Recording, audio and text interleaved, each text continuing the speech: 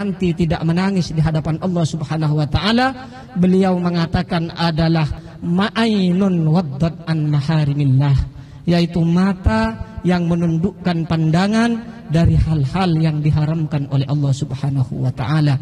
Mata-mata yang tidak melihat hal-hal yang diharamkan oleh Allah.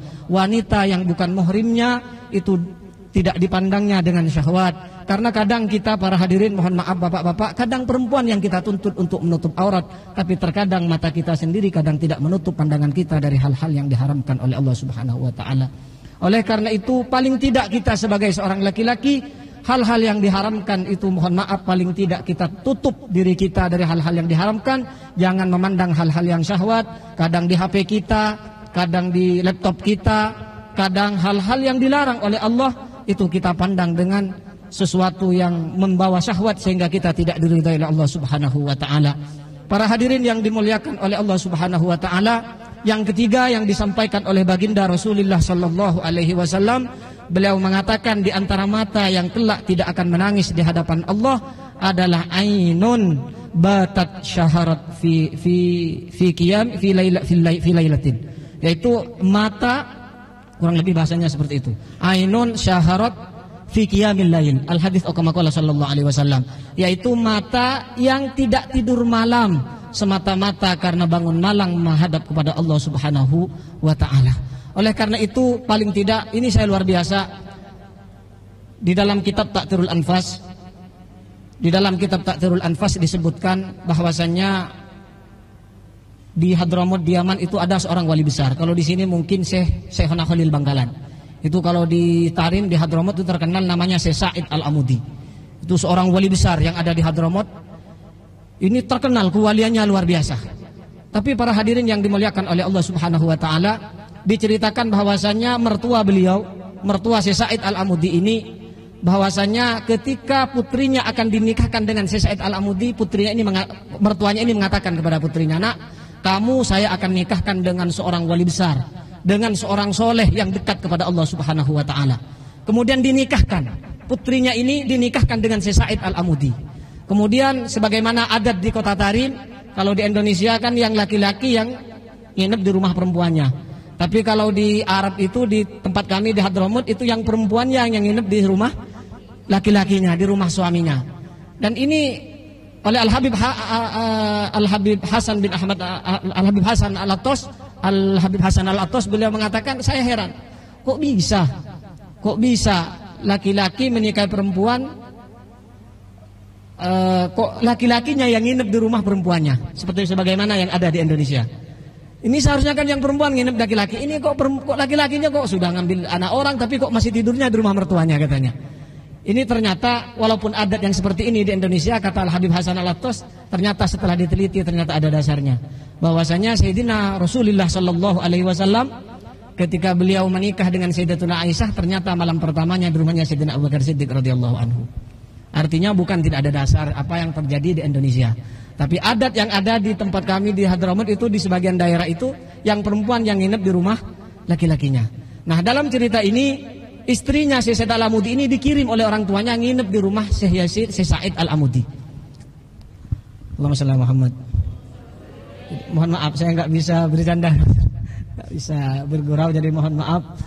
Jadi saya sampaikan ke Pak Sam kemarin, Pak, saya nggak bisa gurau Pak, kalau ceramah Pak undang yang lain saja. Nggak apa-apa Ustaz, anggap aja ngajar santrinya katanya. Jadi mohon maaf. Jadi ya seperti ini yang saya bisa.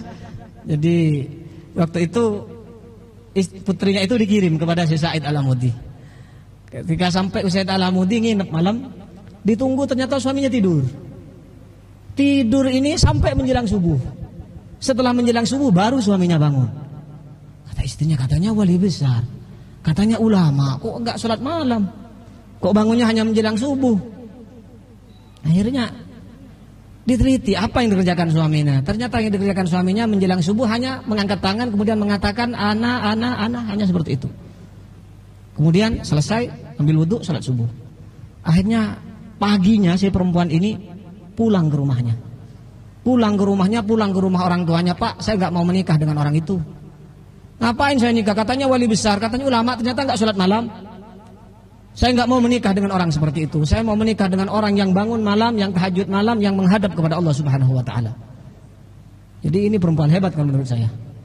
Nah, kalau di kita kan mungkin yang dilihat mobilnya apa? Sepeda motornya apa? Mobilnya berapa? Gajinya berapa sebulan, kan seperti itu. Tapi ini tidak. Dia pulang ke rumah orang tuanya gara-gara suaminya tidak sholat malam. Ini kalau ada yang seperti ini, saya yakin adalah orang yang luar biasa. Karena dikatakan likulli rajulin azimin imra'atun azimah. Laki-laki hebat itu pasti ada wanita hebat di belakangnya. Saya yakin bapak kita, orang tua kita, bapak Kementerian Agama Pak Irsad ini kalau diteliti bisa istrinya yang orang hebat, bisa ibunya yang juga orang hebat. Orang hebat itu bukan yang banyak hartanya, bukan, tapi adalah orang yang dekat kepada Allah Subhanahu wa taala. Jadi mungkin saya yakin, tidak saya teliti rata-rata orang hebat, orang-orang besar itu saya lihat siapa di belakangnya. Ternyata bisa ibunya, bisa istrinya adalah orang yang dekat kepada Allah Subhanahu wa taala. Tapi istri yang jelas, kalau istri yang nggak tampak. Jadi Allah alam. Jadi para hadirin yang dimuliakan oleh Allah Subhanahu wa taala, orang tua daripada si Said ini mengatakan, orang tua daripada perempuan ini mengatakan, "Entar dulu, Nak. Kamu jangan langsung memvonis seperti itu. Lihat dulu apa yang dilakukan suamimu, apa yang dilakukan suami." Yang diteliti oleh mertuanya, ternyata si Said ini kalau malam menjelang subuh mengatakan ana. Oh, ternyata beliau adalah orang yang makomnya tinggi di hadapan Allah Subhanahu wa taala. Karena dalam athar mengatakan setiap malam, setiap sepertiga malam terakhir Allah selalu menyampaikan hal min sa'il fa'u'ti, hal min mustaghfirin fa'aghfiruh. Apakah ada di antara hambaku yang ingin minta kepadaku, maka aku kasih. Apakah ada di antara hambaku yang ingin minta ampun kepadaku, maka akan aku maafkan. Ternyata si Said ini adalah orang yang mendengar langsung suaranya Allah Subhanahu wa taala, sehingga ibadah beliau setiap malam hanya ana.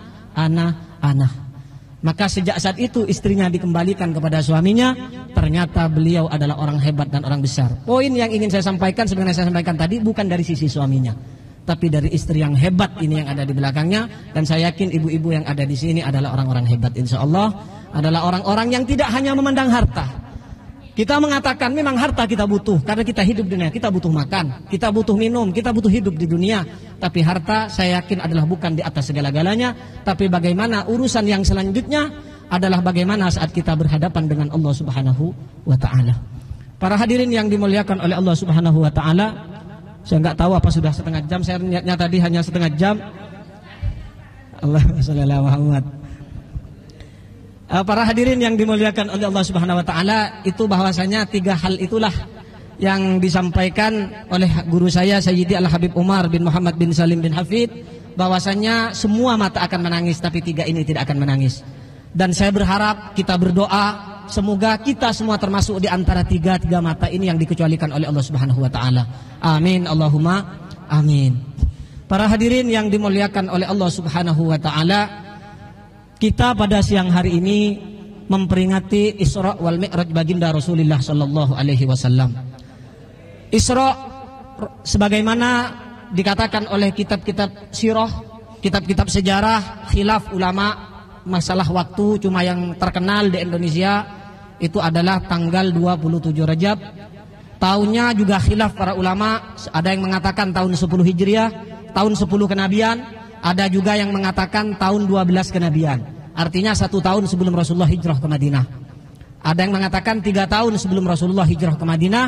Namun hal ini saya rasa tidak penting bagi kita, karena memang ini adalah khilafnya ulama. Namun kita yang penting kita iman, bahwasanya sebagaimana dikatakan dalam kitab Al-Kalimatut Thayyibah karangan Dr. Bahit Al-Muti'i, salah seorang mufti Mesir. Beliau mengatakan termasuk kekufuran adalah ingkar terhadap Isra-nya Rasulullah sallallahu alaihi wasallam. Artinya tidak percaya, masa Rasulullah hanya dalam waktu 1 malam, bahkan bukan 1 malam. Bahasanya itu kalau saya baca tadi oleh sebagaimana Bapak sampaikan, subhanalladzi asra bi abdihi lailan. Di situ menggunakan isim nakirah. Tapi tidak menggunakan kata-kata al-lailah, tapi mengatakan lailan, menggunakan isim nakirah. Ini kata ahli nahwu, bahwasanya Isra-nya baginda Rasulullah sallallahu alaihi wasallam itu bukan 1 malam full, tapi hanya sebagian daripada malam. Oleh karena itu menggunakan kata-kata lailan. Jadi ini bukan masalah masa atau tidak, kok bisa, bukan masalah ini, tapi adalah urusan iman kita kepada Allah Subhanahu wa taala. Karena bahasanya bukan nabi besaro, tapi nabi adalah asro.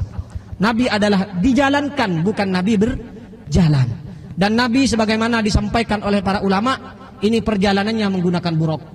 Buruk ini adalah hewan surga, kecepatannya melebihi kecepatan matahari sebagaimana disampaikan oleh para ulama. Bahkan dalam kitab-kitab disebutkan di mana buruk itu memandang, di situ kakinya buruk sampai. Dan saya baca di sebagian kitab bahwasanya kecepatan buruk itu, kakinya itu sekali melangkah itu bisa sampai ke pucuknya matahari. Itu saking cepatnya buruk. Sekarang sudah tidak ada. Itu dikatakan oleh sebagian ulama bahwasanya itu adalah kendaraan yang terakhir kali ditumpangi oleh baginda Rasulullah sallallahu alaihi wasallam. Artinya setelah Nabi sallallahu alaihi wasallam tidak ada orang lain yang bisa mengendarai buruk, karena itu khususiyah dan terakhir untuk baginda Rasulullah sallallahu alaihi wasallam.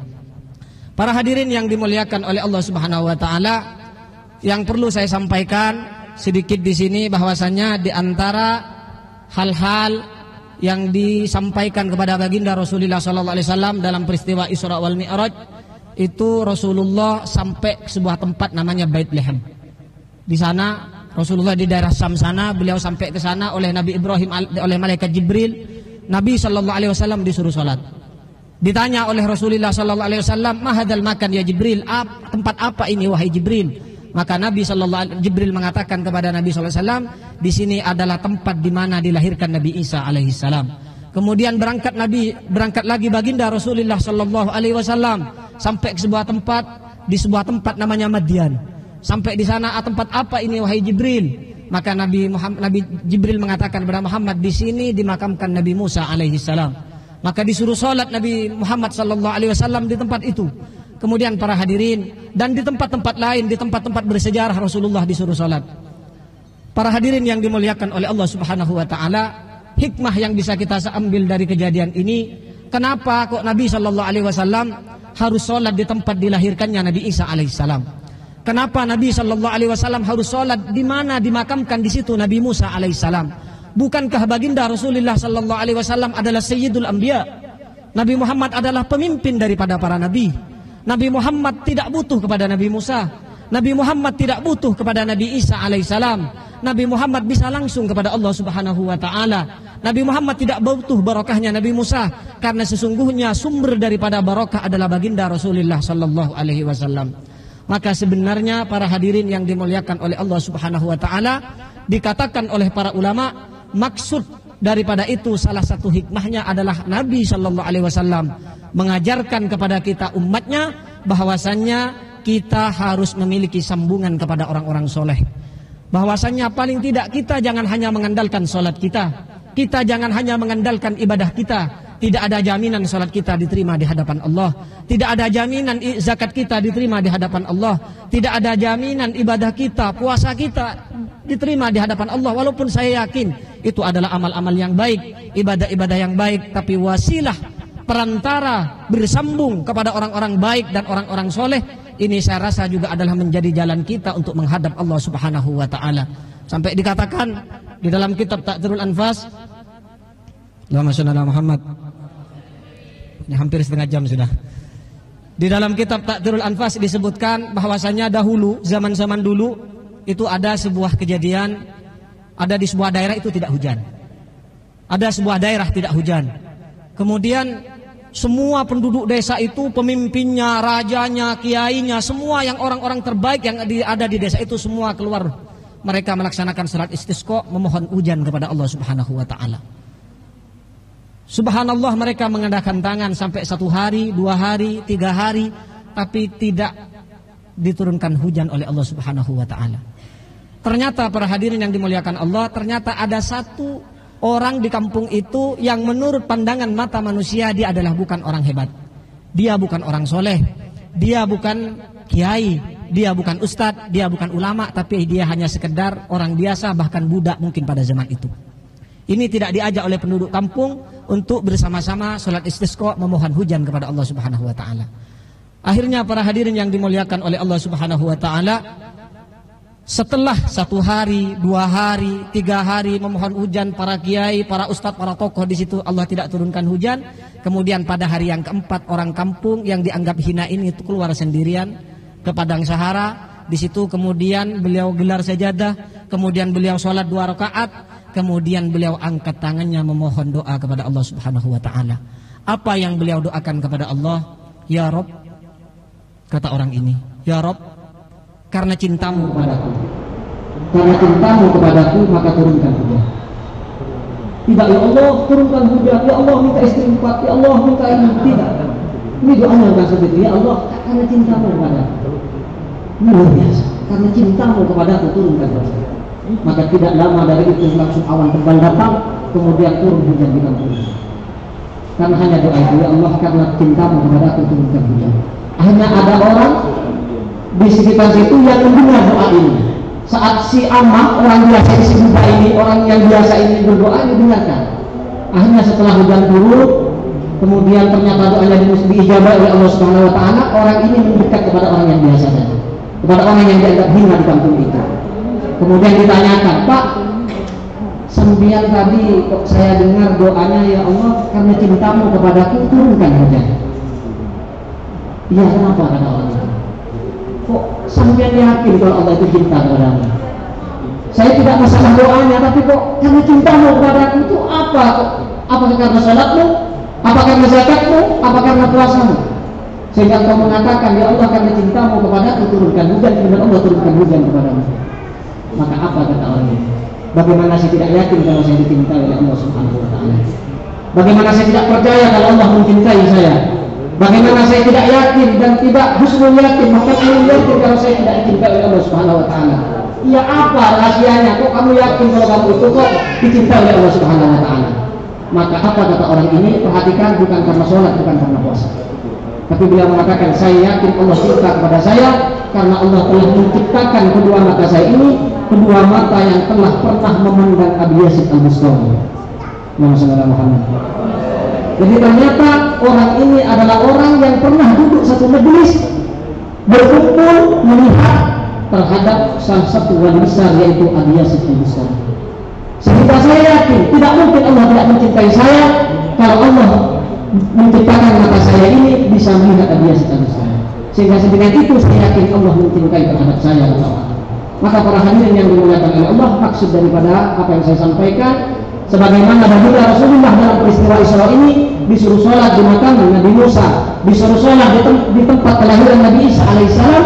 Maksudnya kita ini di dunia ini paling tidak ada satu sambungan dengan orang-orang yang dekat kepada Allah Subhanahu wa taala. Bahasa sekarang mungkin guru spiritual, mungkin seperti itu. Mungkin jadi tempatnya sebagaimana Bapak tadi sampaikan, itu luar biasa. Bapak baru diangkat sebagai kepala Kementerian Agama Pembuangan Sampah, tapi beliau langsung usulan kepada para kiai yang ada Pembuangan Sampah. Salah satunya dari yang disebutkan oleh beliau adalah Kiai Muhyiddin Abdul Bari, masuk pondok pesantren Injil. Itu saya rasa tepat, karena orang hidup ini jangan hanya mengandalkan sholat, jangan hanya mengandalkan zakat, jangan hanya mengandalkan puasa. Itu semua adalah amalan baik. Saya rasa itu baik, tapi tidak ada jaminan apakah ibadah kita itu diterima. Tapi berwasilah kepada orang baik, itu insya Allah mereka lah yang akan memberikan syafaat kita nanti di hadapan Allah Subhanahu wa taala. Lebih-lebih kita berwasilah kepada baginda Rasulullah sallallahu alaihi wasallam. Dikatakan oleh sebagian guru saya, mana yang lebih baik? Zikir atau bersolawat kepada Rasulullah sallallahu alaihi wasallam? Zikir atau bersolawat kepada Rasulullah? Dua-duanya sama-sama baik. Tapi beliau mengatakan, "Cong, ya pun guru abdina, cong, zikir bagus, solawat bagus nak.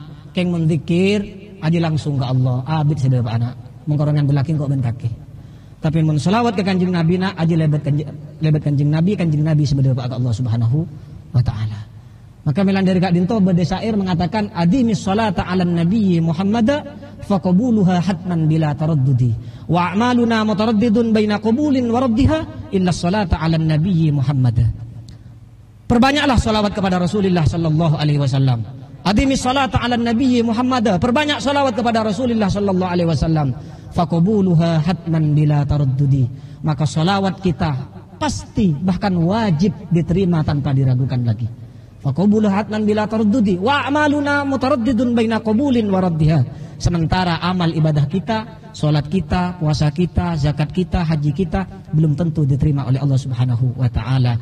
Illa salata 'alan nabiyyi Muhammad, kecuali bersalawat kepada baginda Rasulullah sallallahu alaihi wasallam. Maka saya rasa pantas kita memperingati Isra wal Mi'raj baginda Rasulullah sallallahu alaihi wasallam karena tujuan kita tidak lain karena kita ingin mendekat kepada beliau Sayyidul Anbiya wal Mursalin baginda Rasulullah sallallahu alaihi wasallam. Sehingga mungkin dengan itu kita nanti diakui sebagai umatnya, sehingga dengan itu kita nanti mendapatkan syafaat baginda Rasulullah sallallahu alaihi wasallam. Oleh karena itu para hadirin yang dimuliakan oleh Allah, melalui momentum Isra wal Mi'raj baginda Rasulullah sallallahu alaihi wasallam, Rasulullah sudah meninggalkan kita 1400 tahun yang lalu. Rasulullah sudah tidak ada, tetapi Rasulullah mengatakan inni taraktukum ala mahajjatil bayda lailuha kanahariha ma zagha anha illa wa dhalla, kata Rasulullah sallallahu alaihi wasallam. Aku tinggalkan kalian kepada jalan yang sudah terang benderang, malamnya seperti siangnya, tidak terpeleset dari jalanku kecuali orang-orang yang tersesat. Rasulullah sudah meninggal, tapi ajaran beliau jelas terang benderang, yang halal sudah jelas, yang haram sudah jelas, yang mubah sudah jelas, yang makruh sudah jelas. Tinggal kita mau menjalankan apa ingin min ashabil yamin atau kita ingin min ashabil yasar. Apakah kita ingin menjadi penduduk surga atau kita ingin menjadi penduduk neraka? Tinggal pilihan kita mau yang mana. Jika ingin menuju surga maka pintunya adalah baginda Rasulullah sallallahu alaihi wasallam. Jika kita ingin masuk neraka maka pintunya adalah setan. Maka tidak ada jalan lain kecuali ingin selamat kecuali melalui pintu baginda Rasulullah sallallahu alaihi wasallam. Dikatakan oleh Al-Junid Al-Baghdadi, beliau mengatakan kullu tariqin masdudah illa tariqul Mustafa sallallahu alaihi wasallam. Semua pintu tertutup, semua pintu tidak ada jalan kecuali melalui pintunya baginda Rasulullah sallallahu alaihi wasallam. Apa pintu baginda Rasulullah? Adalah sunnah-sunnah yang diajarkan baginda Rasulullah sallallahu alaihi wasallam. Ikuti apa yang diajarkan baginda Rasulullah. Laksanakan apa yang telah dilampahkan oleh Rasulullah sallallahu alaihi wasallam. Kesunahan-kesunahan Nabi kita laksanakan. Mungkin yang berat-berat kita tidak bisa melakukan, tapi yang ringan-ringan kita laksanakan. Salah satu contoh, misalkan saya dulu, mohon maaf Bapak, saya dulu saat belajar waktu SD, itu di buku-buku kita itu, waktu SD masih ingat sampai sekarang, kalau potong kuku katanya hari Minggu, kan hari libur, kan seperti itu dulu. Itu nggak tahu apa sekarang buku-buku seperti itu masih ada. Padahal yang diajarkan oleh, walaupun itu bukan hal haram, saya tidak mengatakan hari Minggu potong kuku haram, tidak. Bahkan ada sebagian di masyarakat kita mengatakan siapa yang meninggal hari Minggu berarti su'ul khotimah. Tidak ada hadis yang mengatakan seperti itu. Bahkan ada sebagian orang-orang soleh itu mengatakan la yamutu illal ahad illal ahad. Tidak meninggal pada hari Ahad kecuali orang yang bertauhid kepada Allah Subhanahu wa taala. Tapi ajaran baginda Rasulullah sallallahu alaihi wasallam, beliau mengajarkan kalau potong kuku adalah hari Senin, potong kuku adalah hari Kamis, potong kuku adalah pada hari Jumat. Nah, ajaran-ajaran yang seperti ini kita laksanakan, kita terapkan kepada anak-anak kita, kepada anak-anak didik kita. Inilah ajaran baginda Rasulullah sallallahu alaihi wasallam. Allahumma shalli ala Muhammad. Paling tidak saat masuk WC, ini saya mendapatkan dari guru kami. Mohon maaf, guru saya itu Sayyid Al-Habib Umar bin Muhammad bin Salim bin Hafid. Itu punya murid namanya Al-Habib Ali Jufri. Itu seorang ulama besar juga di Mesir. Beliau ini sebenarnya sudah ulama, tapi berguru kepada Habib Umar bin Muhammad bin Salim bin Hafid. Beliau berguru bukan karena melihat ahli hadis. Memang beliau ahli hadis, tapi di dalam ceritanya kenapa beliau mau berguru kepada Sayyid Al-Habib Umar bin Muhammad bin Salim bin Hafid? Ternyata beliau bukan hanya seorang guru, tapi beliau adalah seorang murabbi, seorang pendidik. Kenapa seorang pendidik? Karena perilakunya